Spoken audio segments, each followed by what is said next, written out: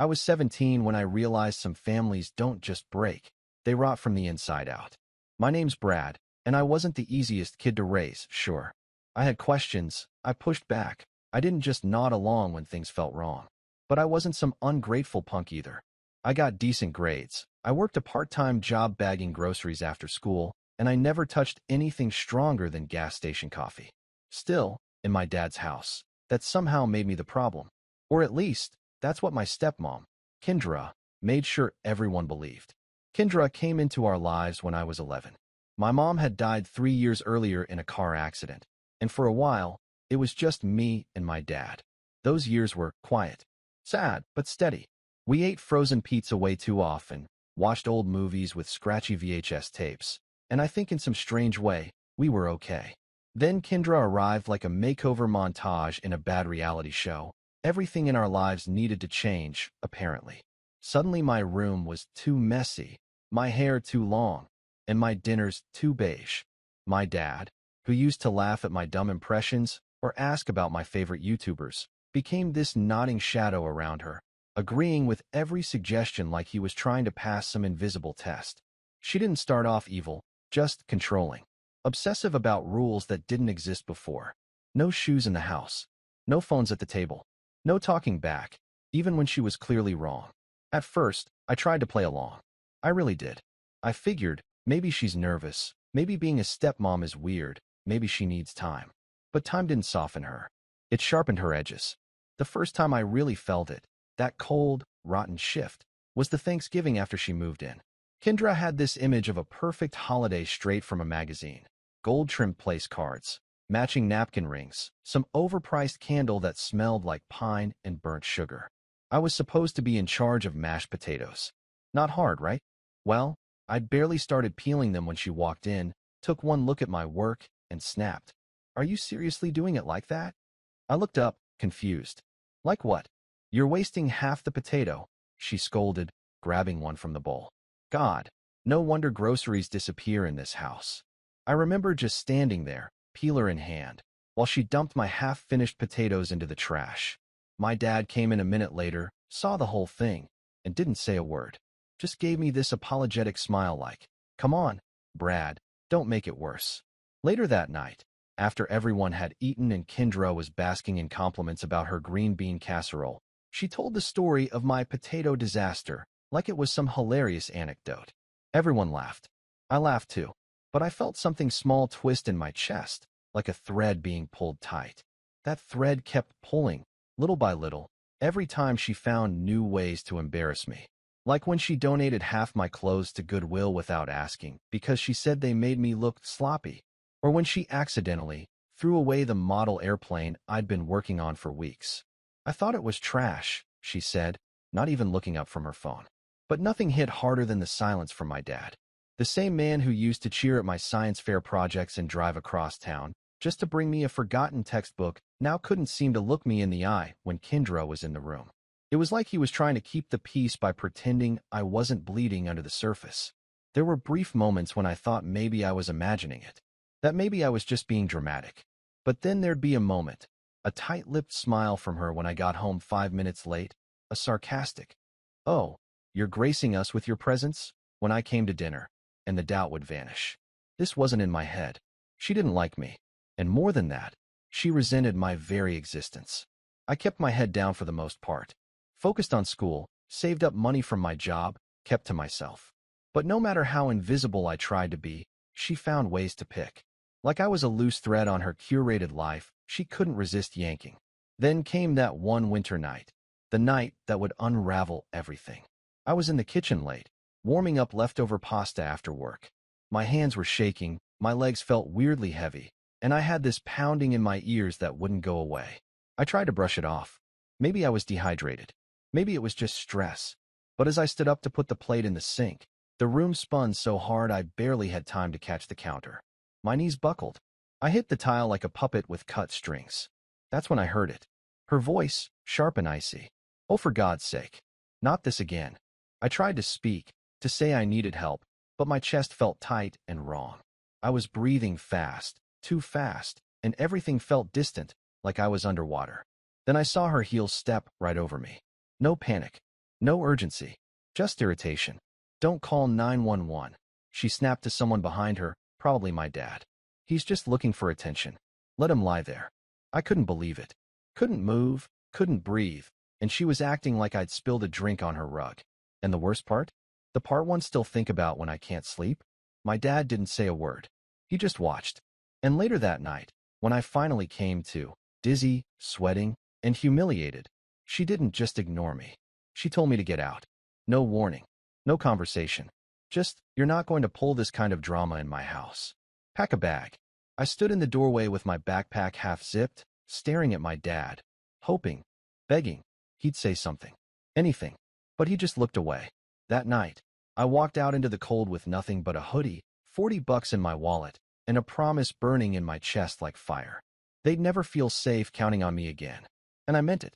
But what I didn't know back then, shivering in the bus station bathroom, scrolling through my contacts for anyone who'd let me crash, was that the real revenge wouldn't come quickly. It would take time, planning, patience. Because when a family throws you out like trash, you don't just pick yourself up. You learn to build the furnace that will burn everything they took for granted. And the match? That would come 2 years later, from the last person they expected.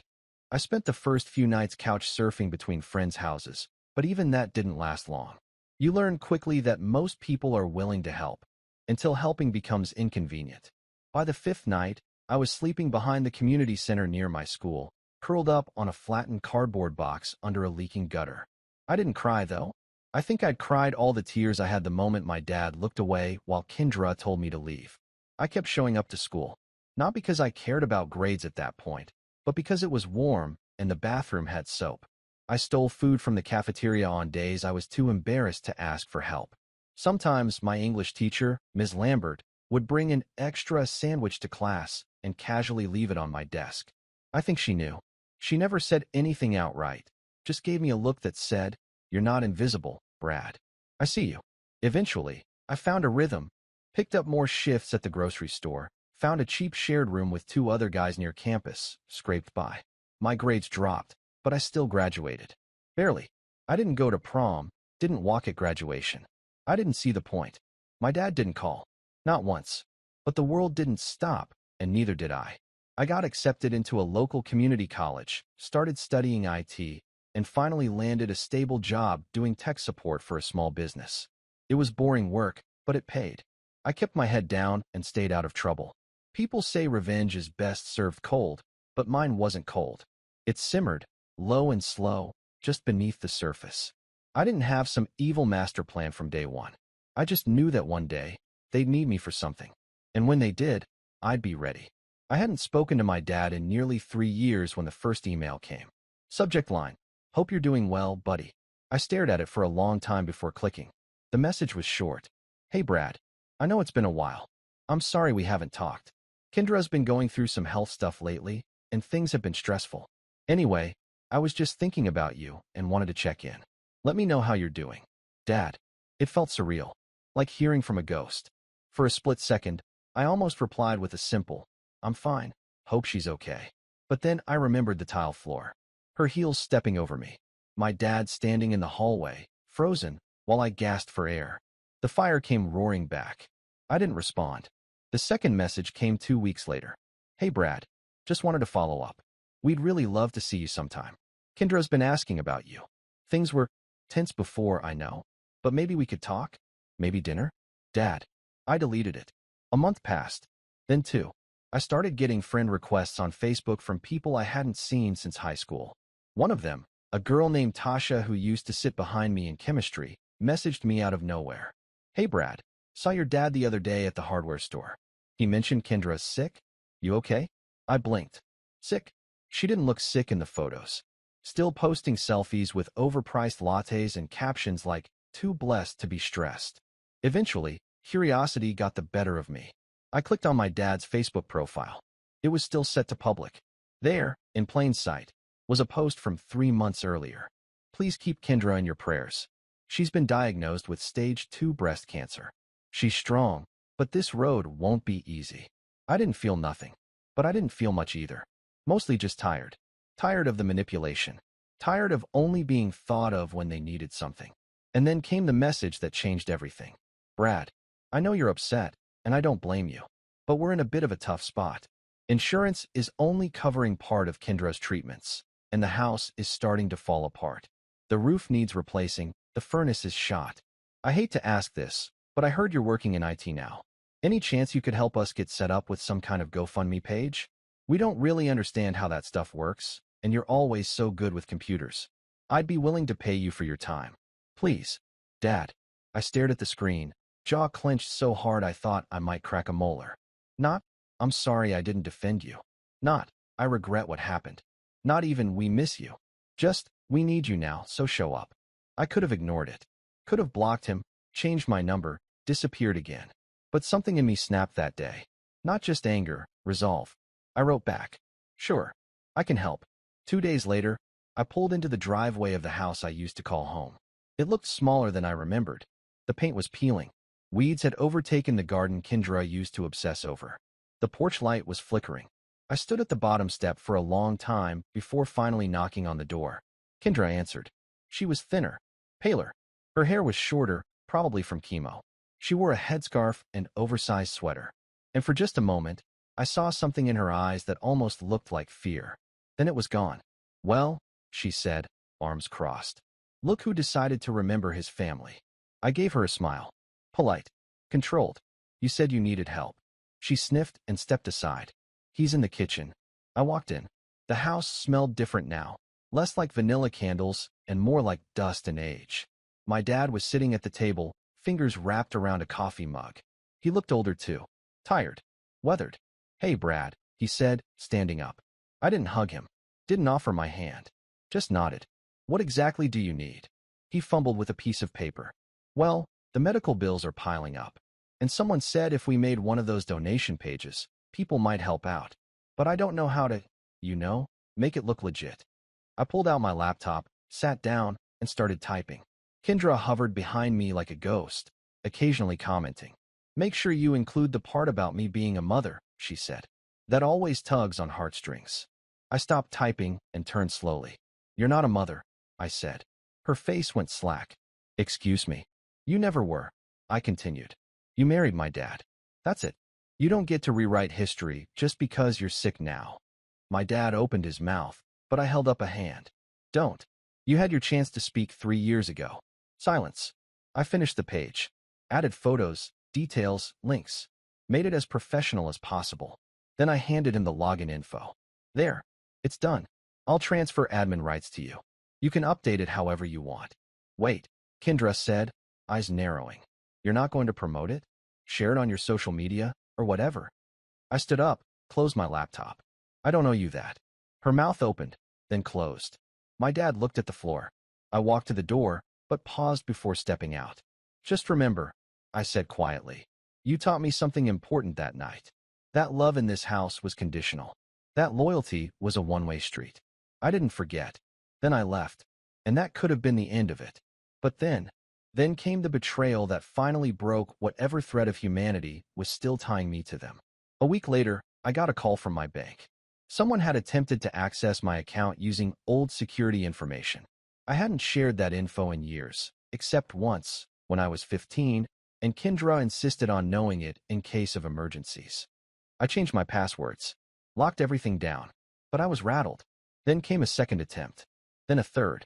I didn't have proof it was them until I got the email. A hastily written, poorly spelled message from a throwaway Gmail account. You owe us. After everything we did for you, this is how you repay us? Don't forget whose roof you used to live under. That's when I knew. They hadn't just wanted help. They wanted access. To my life. To my accounts. To my money. And that was the moment the simmering fire in my chest turned into something sharper. Colder. Focused. They wanted me back in their lives? Fine. I'd give them exactly what they wanted. But not the way they expected. Because the next time I walked through their door, it wouldn't be as the desperate, kicked-out teenager they remembered. It would be as someone they couldn't control, couldn't manipulate. Someone who had the power to take everything they still had and burn it down. But I didn't rush. Because revenge, real revenge, takes time. And trust me, I was just getting started. I didn't sleep the night I got that email. I just sat there on the edge of my bed, staring at the glowing screen, rereading the message until the words blurred. You owe us. Don't forget whose roof you used to live under. It wasn't just a threat.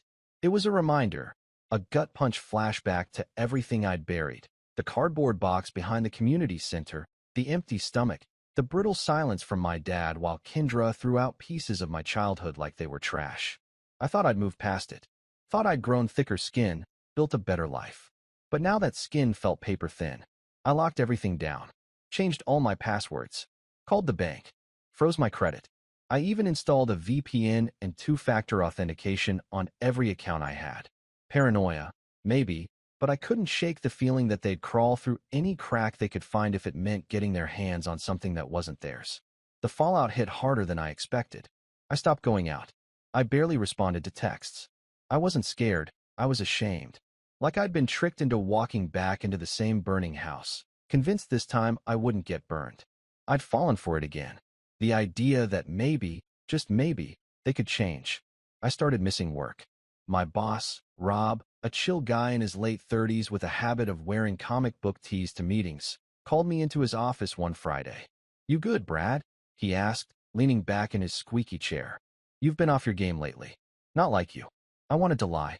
Say it was the flu or finals or something. But something about the way he asked, genuine, not nosy, broke down the wall I'd been holding up with duct tape and stubbornness.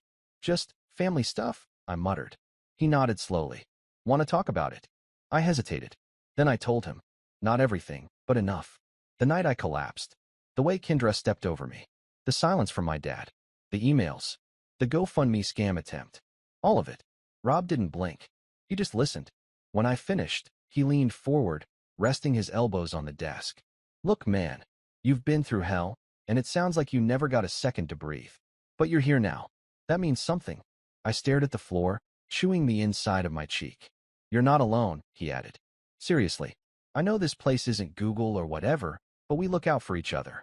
You need time? Take it. You need help? Ask. Just don't carry this by yourself." That conversation didn't fix everything, but it cracked something open in me, a window, maybe. A reminder that not everyone wanted to take from me. That there were people, real people, who didn't treat compassion like a currency. I took a few days off. Not to sulk, but to breathe. To reset. And then I got to work. At first, it was small stuff. Cleaning my apartment, organizing bills, making a meal that didn't come out of a microwave. I started running in the mornings, just laps around the block with music blasting in my ears, but the feeling of movement helped. It made me feel like I wasn't stuck anymore.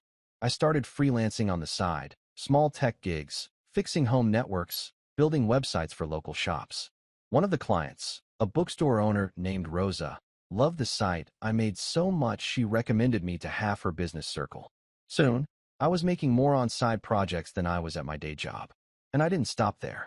I used my downtime to build something I'd been dreaming about for months. A platform for small creators to sell their services without getting gouged by big middlemen. It wasn't flashy, and I didn't expect it to blow up. But I poured myself into it. Taught myself basic front-end design, hired a developer from Fiverr to help with the back-end, and launched a bare-bones version within 4 months. I named it TrueBridge. Simple, but it meant something to me. A way for people to connect directly. No fake smiles, no manipulation, just skill and trust. Traffic was slow at first, but Rosa used it. Then a photographer she knew joined. Then a local music teacher. Word spread. A year after the GoFundMe incident, I was running TrueBridge full-time. I'd quit the support job, hired 2 interns from the local college, and was even featured in a niche blog about ethical tech startups. My bank account was healthier than it had ever been. My apartment was upgraded, and I had something I never really thought I'd have again, peace.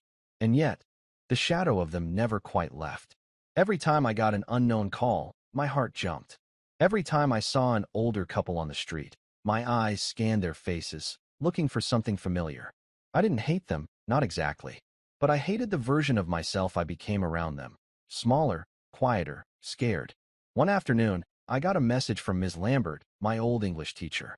"Hey Brad, I saw the article about your company. I'm so proud of you. Would you be open to coming back and speaking to my senior class? They're doing a project on resilience, and I think you'd be perfect." I said yes before I could overthink it. Walking back into that high school felt like stepping into a time machine. The hallways smelled the same, cheap sanitizer and cafeteria pizza. Ms. Lambert greeted me with a hug and led me to her classroom, where 20 seniors sat in a semicircle, bored and scrolling on their phones. Then she introduced me, and I started talking. I didn't sugarcoat it. I told them about the night I collapsed, about getting kicked out, about living behind a community center. I watched their expressions change, from disinterest to shock to something softer. I told them about rebuilding, about building myself. And when I finished, the room was silent for a second before someone clapped. Then another. Then the whole class. Afterward, a kid came up to me. Thin, hoodie pulled low, nervous energy vibrating off him. "Hey," he muttered. "My stepdad's kind of like that too." I didn't know people came out of that. I didn't have to think. I just said, "You can. You will." As I drove home that day, windows down, sun painting gold streaks across the dashboard, I realized something. I wasn't just surviving anymore. I was living. But then, just as the air started to feel light again, the past came roaring back. It started as a knock at my door. Not a text. Not an email. A literal, physical knock. I peeked through the peephole. My father. He looked rough. Thinner, with deep lines carved into his face. His coat hung off him like it didn't quite belong. I didn't open the door. Not at first. He knocked again, softer this time. "Brad," he called. "Please. Just a minute." I opened the door an inch. Just enough to see his eyes. "I need to talk," he said, voice cracking. I messed up." I didn't respond. "She's gone," he said. I blinked. "Kendra." He nodded. And for a second, I felt nothing. No joy. No relief. Just emptiness. Like a chapter had ended without a proper sentence. "She passed a few weeks ago," he said. I didn't know where else to go. That hit harder than I thought it would. "You've got cousins. Church friends. Neighbors." He looked down. None of them stuck. And the ones that did, they don't talk to me anymore. I leaned against the doorframe, arms crossed. "Why are you really here, Dad?" He hesitated, then pulled a folded paper from his coat. It was a letter. Not from him. From her. Scrawled in a messy, looping hand. "If you're reading this, I'm probably gone. And if Brad is the one holding this, I owe you more than an apology. I owe you the truth." I stopped reading. I stepped back, closed the door, locked it, and stood there, paper trembling in my hands. There was more. I knew there was more. But I wasn't ready yet. Not to forgive. Not to forget. But maybe, just maybe, to finally understand what they were so desperate to hide all along. And that's when the next twist hit me like a freight train. Because inside that letter, buried halfway down the page, was a sentence that would change everything I thought I knew about my own family. It was only 9 words long. But those 9 words? They would flip my entire world upside down. And I hadn't even reached the end of the letter yet. 9 words. "There's something you don't know about your mother's will." That's what Kendra had written halfway through her messy, last-minute letter. It wasn't even underlined. Just dropped there, casually, in between vague apologies and defensive half-truths about how hard it was blending a family. But those 9 words refused to sit still in my mind. They pulsed, buzzed, lit a fuse I hadn't even known was buried inside me. I read the letter twice more, start to finish. Most of it was useless. Hollow attempts at justification. Phrases like, "I didn't know how to be a stepmom," and "you were always so distant." But then, tucked at the very end, like an afterthought, was a postscript that felt more like a dare than a confession. "Ask your father about the trust, and about why he never told you it existed." I folded the letter slowly, slid it into a drawer, and sat back in my chair, staring at the ceiling. The trust? What trust? I hadn't thought about my mother's will in years. She died when I was 8.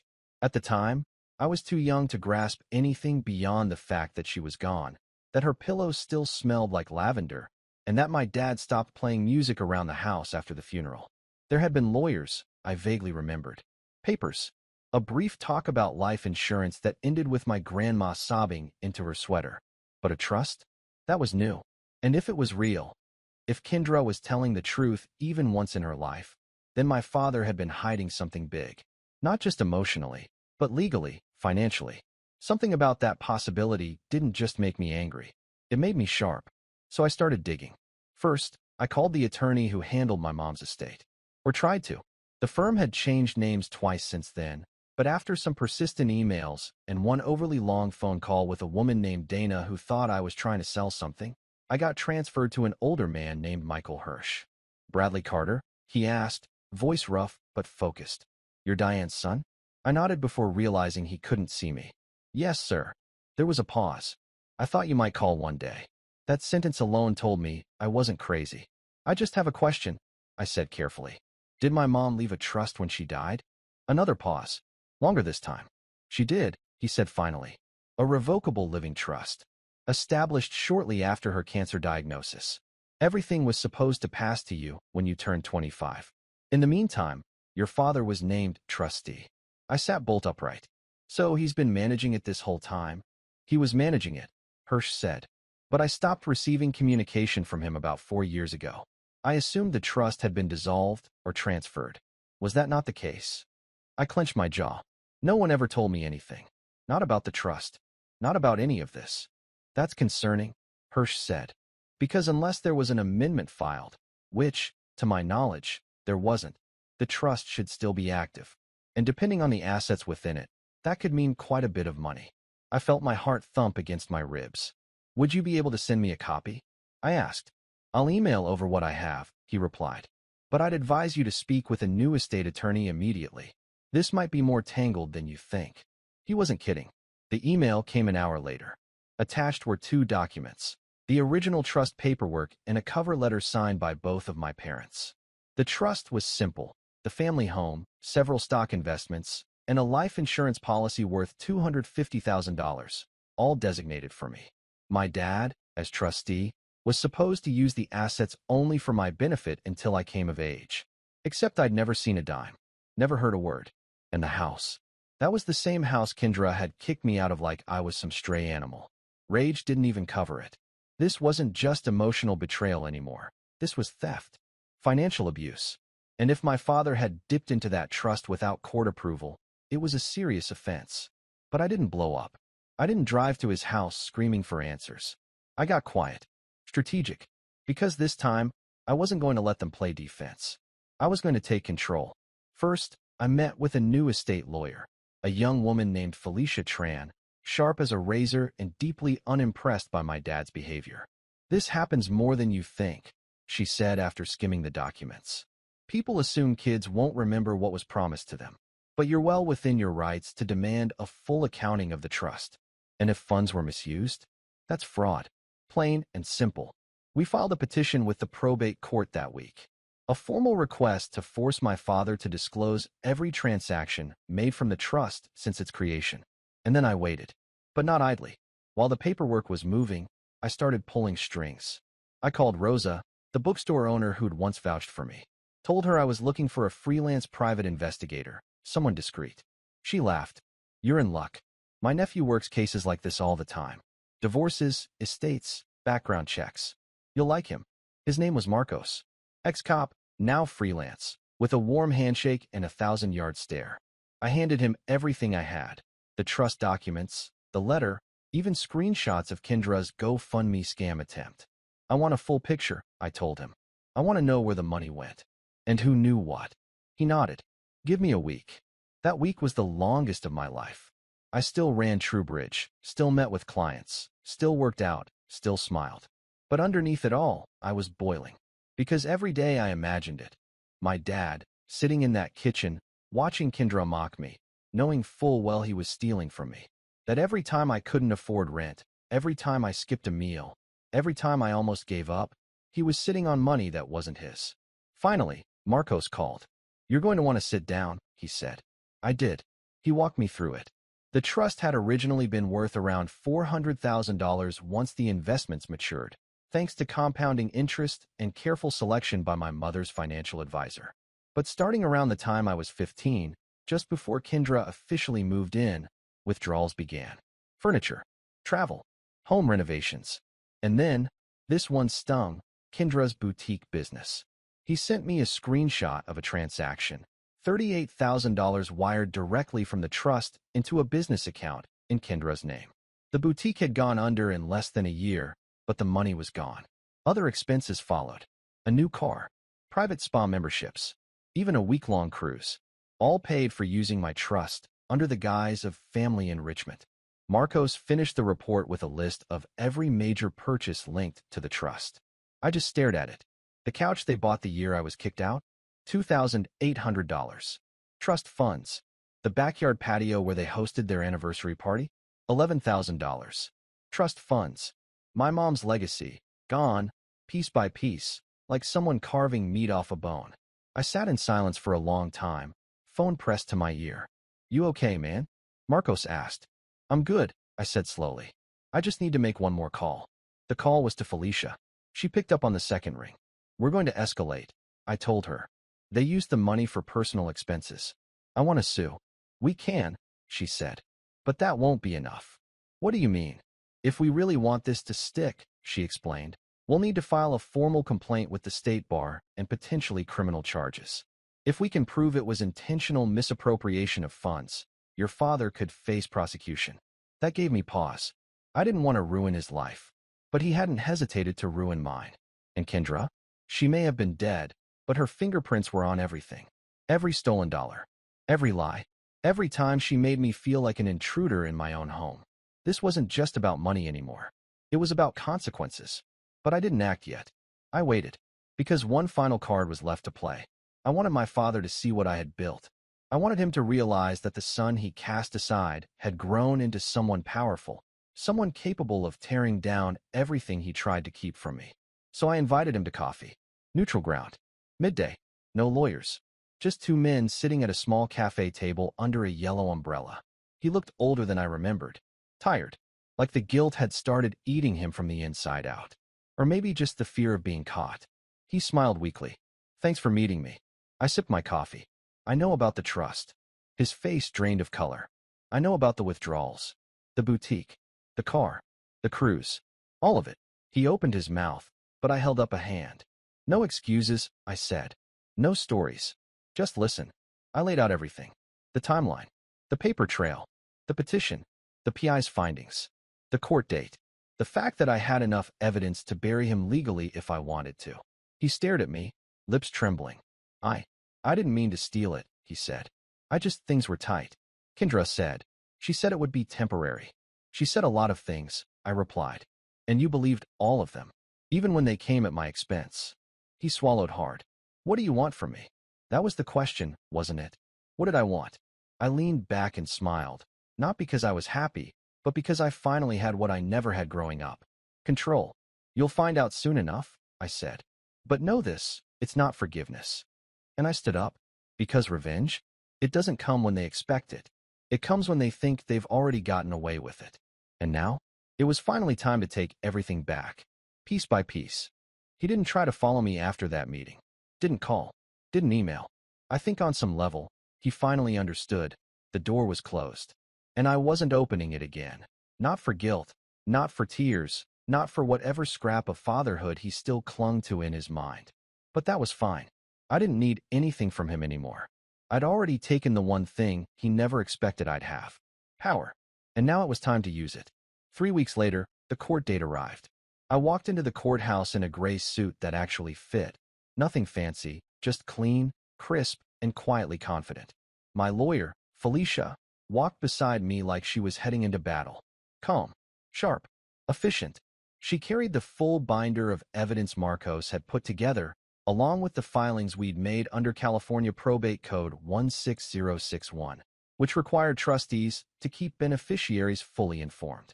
My father was already there when we arrived, seated on the opposite side of the courtroom. He looked like he hadn't slept in days.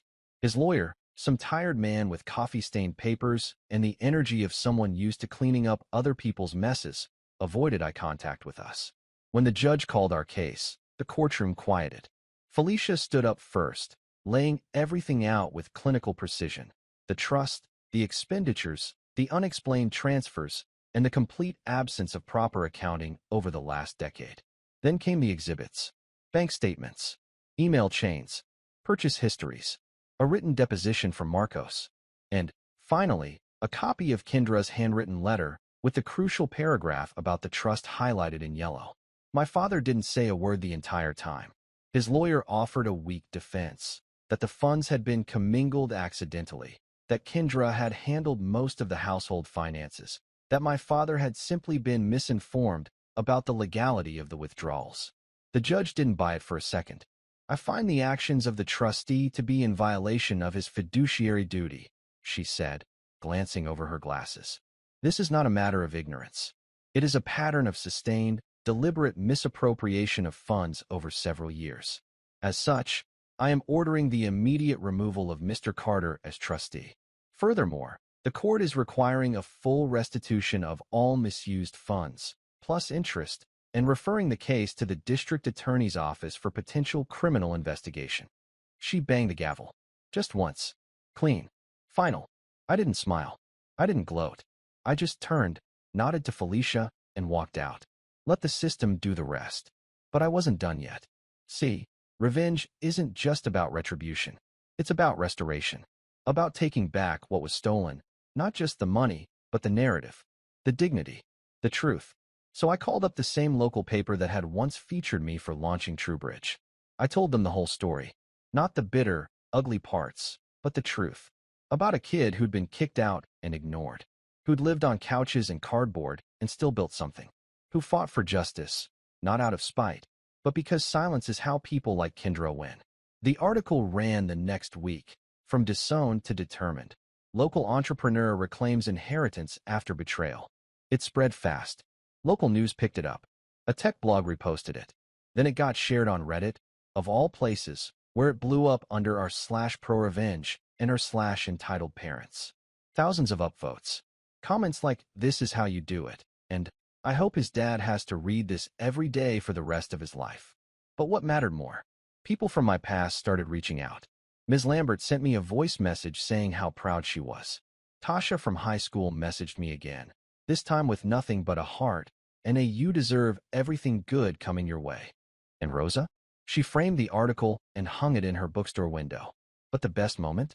That came 6 weeks after the court ruling.